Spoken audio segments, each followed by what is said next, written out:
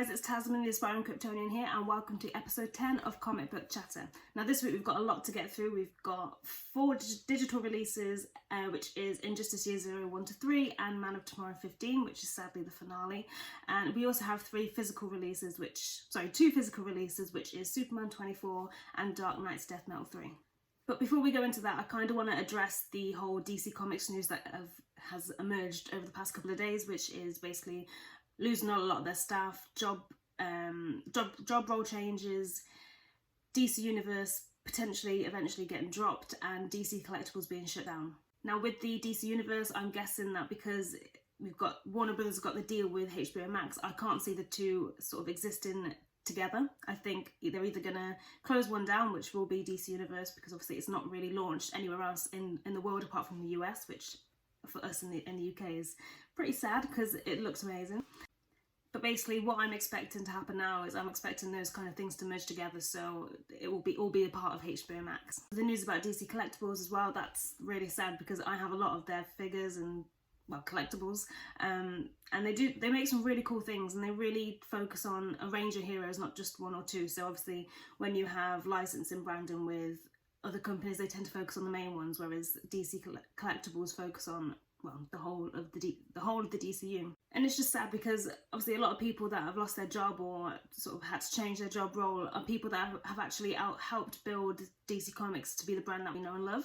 And I think it's going to mean, well, because everything's sort of going digital now, and we've already seen quite a lot of digital releases recently with, obviously we've got Injustice, some of the Deceased series, Man of Tomorrow, and, well, there's been loads of digital firsts, they're just the Superman ones, but yeah, I think we're going to see a lot more digital comics, which for me, whilst I've loved all this I can't saying digital too much is really hard, but I've loved all of the digital series that have come out so far that I've read, and they've all been great stories, great artwork, great writers, everything. But I'm a sucker for collecting comics, so even though I do read these digital comics, I would love to pick them up as a physical comic as well. I just love comic collecting. You get the smell of new comics, you look at the ads from back in the day. It's just a really nice thing to do, and I think, well, I really hope that that's something that's not going to be going out the window. But I guess a lot of people have kind of been speculating on what they think this news means and what's in store for DC Comics in the future, but all we know so far is that we've got the DC Fandom to look forward to, which is on the 22nd of August. And I guess we're just going to have to wait and see what happens, because, you know, I'm speculating, you're speculating, there's going to be a lot of rumours going around, so that's just what I think might happen, or this could mean. But that's not to say that it's fact or fiction, I don't know, but I guess we'll wait and see. But first up on the new releases, and we're going to talk about Injustice Year 0, issues 1 to 3. So I'm going to because we've got so much to go through on this episode, I'm going to kind of condense as much as I can. So these 3 issues came out all at once on digital, and they came out last week, but I've only managed to catch up with them now. But basically, Tom Taylor is back working on the Injustice series, and this time this is a prequel to the series that we currently know and love. Now, I know the Injustice story, or briefly the Injustice story, but admittedly I haven't actually read the series, but I have played the game, so I know the story mode on that, which I'm guessing is very similar, but probably not the same. But I will get around to it, as you know, with the reading order, as I keep saying, I will get to it. But because this is a prequel, I thought I could start here because it's not going to ruin anything for me going forwards. But I've heard so many good things about the previous series, and if these 3 episodes, these 3 issues are anything to go by, then it's going to be a great series, and I can't wait to get to those. But if the game is anything to go by, it's going to be incredible. But issues 1 to 3 were really great at setting up what we know is going to happen. So this series is a little bit different. So usually we don't know what's going to happen, but in this case we actually do. So it's nice to actually see, well, it's nice and interesting to see the events before and actions that took place before all of this. These issues had so many laughs, and I think that's mostly from the Flash's reaction to Batman and Wildcat fighting. That really made me laugh. But Tom Taylor's added another great addition to the Injustice world, and I'm looking forward to seeing where it goes from there in the next issues. And just a note, so dealing with so many characters at once can, well, for me it would be so daunting, and I can imagine it being quite challenging to, in a sense of allowing them and their personalities to shine. But Tom Taylor handles it perfectly in this. There's so many characters that he's dealing with, but each one really does get their moment to shine, and you see their character and personality shine right through. And the artwork by Rose Antonio is really great too. It's really bold and has so many sharp edges.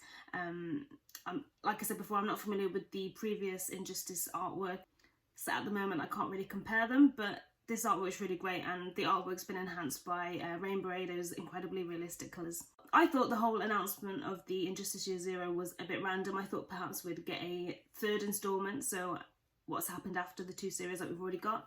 But I'm hoping that this is all preparation to lead or to boost the hype for another Injustice game. Whether it takes place before or after, I don't mind. I really like those games, and I think they're ones that can be, even though they're the same sort of style of games, I think I love those kind of games, so I can sit and play them all the time. But if, like me, you're a fan of the game or even, well, the series before, you need to read this prequel. It's a prequel, so it's just going to add to the whole universe of Injustice, so I urge you to read it. And next up with its many covers is Dark Knight Death Metal 3. So the standard cover of this one is by Greg Capullo, and it's incredible. It's so badass. And although the image that I'm showing now doesn't really show it, this is actually a shiny cover. But this is just a really unique look for Superman, and I think it's something that we've never really seen before, or that I haven't seen before. And I just love that it's completely different. I really love it, and I can't wait to see more of this look throughout the series. I know the issue is where Superman kind of gets introduced. And the colours by Jonathan Glapion are awesome too. It really makes Superman stand out as he leaps out into, well, I don't really know where he's going because you can't tell, but it looks like he's leaping out of lava. But just a heads up, there's actually a black and white variant of this too, so keep your eyes out for that. I think it's quite hard to get. So like I said, there are lots of variants on this series. I think each issue now has had maybe like at least 5 or 6 different covers, which is great if you focus on a separate character, and obviously I do, which is Superman, so I'm going to focus on the Superman family ones, of course. So there's also a cover by Doug Mahnke, who I love, and this cover is just awesome. It's so badass, and you know, I never expected to see Superman as a rocker dude, but I love it.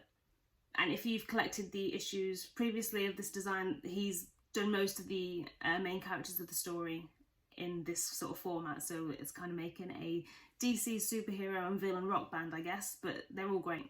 And finally, we have the variant by Artgerm, so this time it's Supergirl. But I'm a big fan of Artgerm's work. I love that they're so realistic, but, well, they're unique, but they're realistic and they have an anime design. So all of those things together, it's hard to do, but it really works. Like I said, this one is Supergirl, which is also introduced in this issue. She looks so powerful, and this is really a cover that I want in my collection, and I love the colours in it as well, so I think all of them kind of focus around a apocalyptic look, so that is really the case with this cover. So this issue is basically all about finding Superman and breaking him out of where he's been held captive.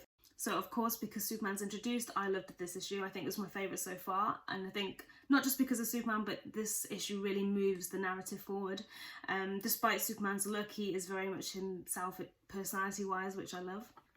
And not only did we get Superman back, but we also got the rest of the heroes that were being locked away back. So they are now on a quest to stop the Batman who laughs once and for all. So as you know, in issue 1, Wonder Woman actually killed him, but in issue 2 he started to respawn somehow, and he's worse than ever at the moment and is more powerful than ever, so this really is a war.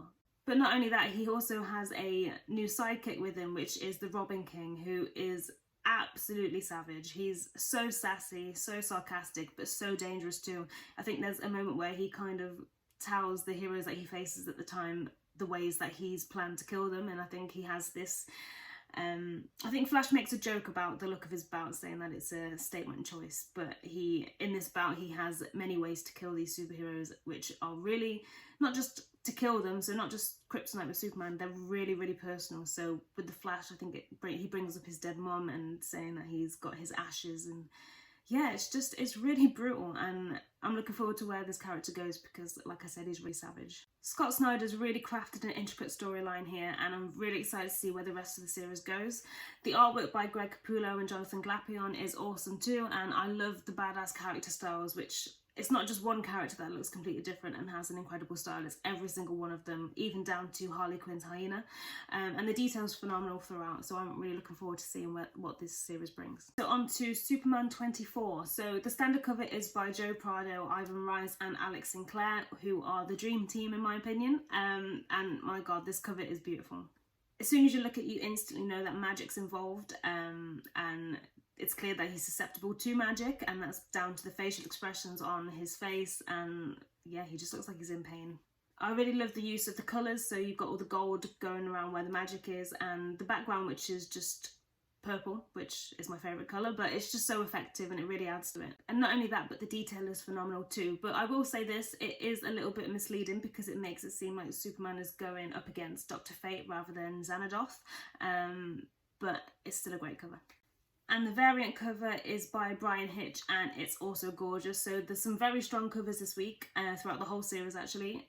Well, whole series and all of the new releases this week actually. So what I love about this one is not only the use of colours, which are incredibly realistic and bold, but I also love the detail and actually the angle of the action too. So because of the angle, it kind of makes you second guess or think twice about what's going on, and you know, you've tipped your head a few times to figure out which angle it really is at. But either way you look at it, the detail is absolutely incredible, and especially on the meteor, which I think that's what it is, as it flies towards Metropolis. So this issue picks right up where we left off in the previous issue. So they're fighting, so Dr. Fate and Superman are fighting Xanadoth. In this issue we also see how DEO agent Veronica actually got mixed up in all of this, so it isn't by accident she is put on the case. Well, she's taken over someone's job. And for Bendis to put that in there, we know that there's going to be more to that story, so I'm looking forward to seeing where that goes. With this issue, because we know how susceptible Superman is to magic and the damage that it can actually do, I thought the fight was a little bit, not disappointing, but it was really short, so I thought it was going to be a real battle between, well, the three of them, but that wasn't really the case, and, well, we know it's not over, so it's not a problem, but I think it would have been good to see Xanadoth's real sort of power and rage in this fight.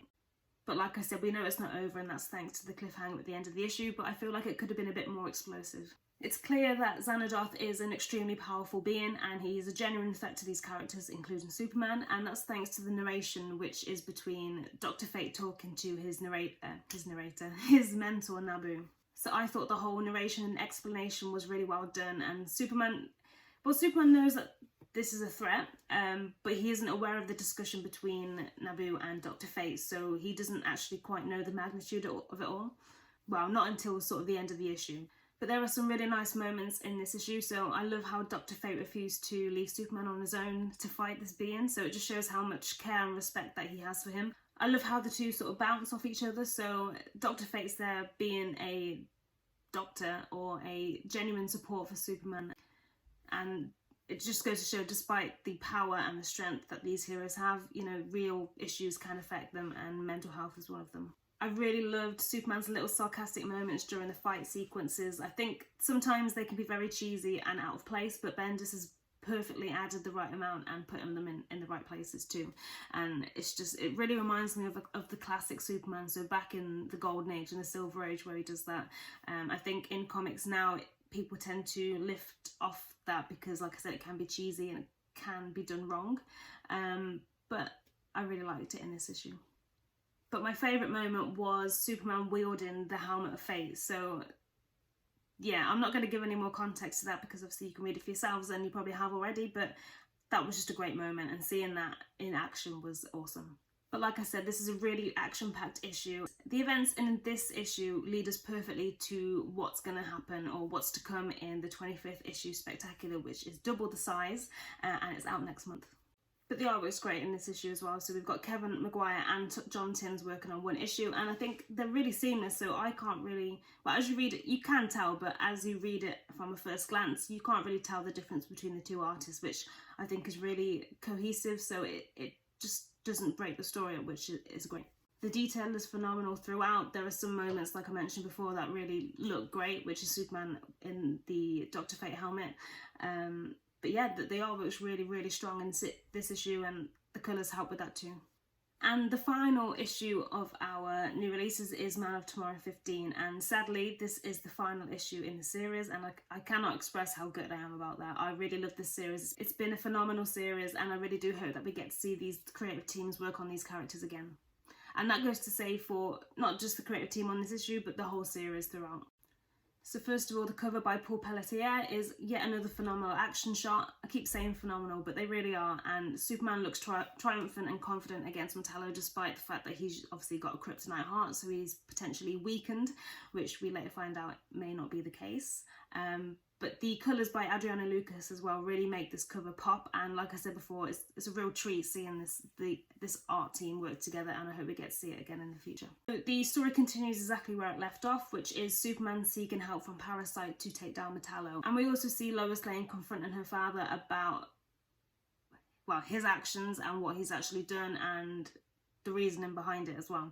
So you can imagine how hard this is for Lois, because her father has essentially created a villain to take down her husband if the time ever came to it, which she has all the trust in the world that it will never come to that, but you know, some people take precautions. I think Batman does it too, so you can understand where he's coming from, but he really should be talking to Lois about it first and not actually going to these measures to do it, because essentially he's turned an innocent man into a villain, and you know, this is putting a kryptonite heart into somebody and sort of making them, well, he's a cyborg kind of essentially, so it's not something you can just take back. So his actions are really, really bad. I loved seeing Superman team up with Parasite. I mentioned in the last video that it kind of gave us a taste of one of Superman, well, my favourite trait of Superman, which is his forgiveness. He really does believe that there's good in everyone and that everyone deserves a second chance. So I really love how Venditti portrayed that in the final issue with Superman narrating the fight between him, Metallo and Parasite. I really liked that, and it was really well done. The same sort of forgiveness kind of goes for Metallo too, because despite him trying to be a hero and sort of causing all this destruction and the fighting, Superman also believes that he doesn't deserve to die. And obviously General Lane has different views to Superman, as do a lot of people, but Superman really stands by what he believes in, and that goes to a benefit, I guess, of Metallo, because he doesn't end up getting killed or taken down, as they say. But yeah, he's not in the best place, but it's in the best possible place for him, and hopefully he realises that. But this was yet another incredible and really fantastic issue and finale to an iconic series. I really love the final panel of this as well. So even though Superman is our hero, and well, to some Lois Laners, including myself, she's a hero of mine, but Superman is the main hero, but Lois Lane is his hero, and that's clear within the writing of this series, and sometimes that can be forgotten, and sometimes the betrayal between them can be different and slightly off-brand or off-character, as a lot of people will say, but this has been really on brand, and I really love the interactions that they've had throughout, and yeah, it is clear that she is his hero. But once again, the artwork in the issue is awesome. The use of blurs and focus changes really help the 3D effect, and it's not something you see a lot of in comics. I just love the way that Paul Pelletier draws Superman. He looks spectacular, he looks confident and powerful, and whenever he's on a panel, you're instantly drawn to him rather than any other character on the page. There's actually one panel in particular that reminded me of Man of Steel, and that's, well, I'm not sure if it's intentional, but that's what it reminded me of, and it's probably because I've watched that film so many times. But it's just after Metallo punches him into a building and he's kind of stumbling getting up from the wreckage. But that reminds me of one of the first ever images that were released of Man of Steel and Henry Cavill as Superman, so I really like that. But like I said, this series has been phenomenal, and I'm really sad that this is the final one. But I hope we get physical releases of these, because they're ones that I want to add to my collection. I know the first few issues were released in the Walmart 80-page giants, but I'm not sure about the others. So this week I've picked up quite a few back issues actually, as you can see here by the wad I have in my hand. But yeah, they are some great covers, and like I said before, I'm collecting the Adventures of Superman and trying to fill in the gaps that I have in that, because that's the run that I'm, well, closest to completing. So, well, I'll go through them with you now. So we have issue 611, which, if you remember the issues that I picked up previously and some of the other issues that I'm about to show you now, but you can see the difference and change in cover artists, and yeah, I like seeing how that series has evolved. So back from issue 424, which is where the series started, is completely different to this artwork, and I really liked seeing that grow. We also have issue 627, which is from 2004. So with this one, it really looks like a movie poster to me, and like I said before, I don't actually know the context of these covers and the actual series itself because I'm still going through that, but yeah, this looks like a movie poster and I can't wait to get into this one. We also have issue 631. I'm trying not to go into too much detail, but issue 645 and issue 647 as well. So I've filled in quite a few gaps on this, so I think I need about 20 more issues and then I've got the series done. And yeah, I can't wait. So each week I'm going to try and buy at least one new issue to go with my collection, just so I can get this ticked off my list. But like I said, I'm doing the Superman reading order, so I will get down to it eventually. But yeah, I can't wait, and seeing all these covers get me really excited to get started. And yeah, I've got a lot of years to go because I'm currently just finishing up 1949, which brings us nicely into the next segment. So like I just said, I'm just finishing up reading through 1949. I think I've got one issue left which has 3 stories in it. Actually no, it will be Superman 62 because I am about to go through Superman 61 with you, and one of the stories in that is one of my favourites so far. So in this issue, Lois gets a tip about a phony fortune teller and she goes to get the story. So Superman, as usual, steps in to help her, but falls victim to the teller's hex. When he falls victim, he feels weak, he's feeble, and he actually describes himself as feeling like a frail old man. And after it happens again and word gets out to the other gangsters that are trying to avoid Superman, Superman does some investigating to find out the real cause because he doesn't actually believe in hexes or magic.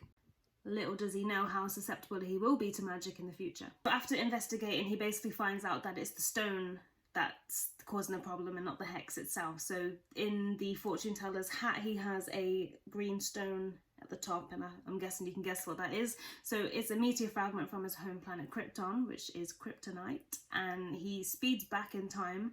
Yes, he speeds back in time to find out exactly what it is and where it came from. I really like this issue because this is where things kind of get really even. So we know now that, we know now, but back then they didn't really know that there was an object that could affect Superman in this way. So it really changes the stakes to the villains around him and, yeah, the effects that it can have on him. But I like this issue not only because it's another look and another take on the destruction of Krypton, but it's also the first appearance of Kryptonite, and it's actually the first time that Superman learns himself of his own origin. So we know the story of the origin from a previous issue.